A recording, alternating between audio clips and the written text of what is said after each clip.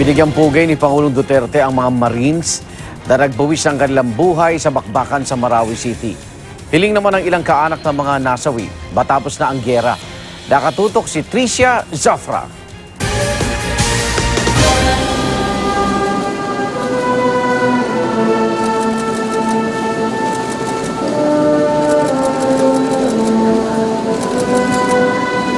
Dakong alas 8 ng gabi, ginawaran ng arrival honor sa Villamor Air Base, Pasay City ang 8 sa 13 Marines na nasawi sa Marawi noong Biyernes. Pinangunahan ito ni Pangulong Rodrigo Duterte na personal ding nakiramay sa mga pamilyang naulila ng mga sundalo. Nagbigay din siya ng 250,000 pesos cash assistance at nangakong tutulungan ang mga naulilang walang hanap buhay. Lubos ang pasasalamat ng mga pamilya.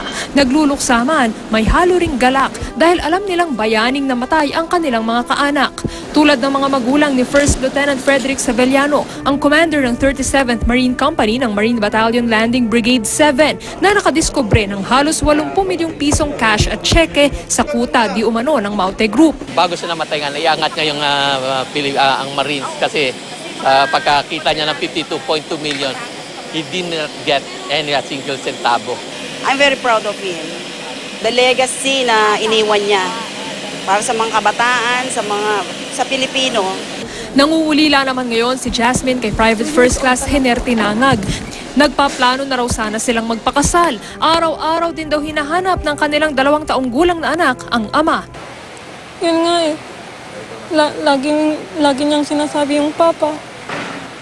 Basta matulog kami bago siya matulog. Tapos pag gumigising siya, yun yung una niyang sinasabi. Papa daw. Hiling ng iba pang namatayan na matapos na ang gera. Dapat tigil na. Tigil na. Yung buhay ng kapatid ko, wala na. Yung gera hindi pa rin natatapos. Sana matigil yung gulo. Kasi sana huli na to eh. Sana, kasi kung laging magulo, lalong maraming nasasaktan eh. Unang-una pamilya eh. Ngayong umaga, dadalhin sa Marine Headquarters ang 18 Marines. Nakaburol na doon noon pang Sabado ang mga labi nila Corporal John Romulo Garcia at Private First Class Eddie Cardona. Hindi na iluluwas ng Maynila ang iba pang labi na naiwan sa Mindanao dahil doon na sila ihihimlay. Mula nung sumiklab ang gulo sa Marawi, 58 na ang napapatay sa panig ng Army, Marines at PNP. Para sa unang balita, Tricia Zafra, reporting.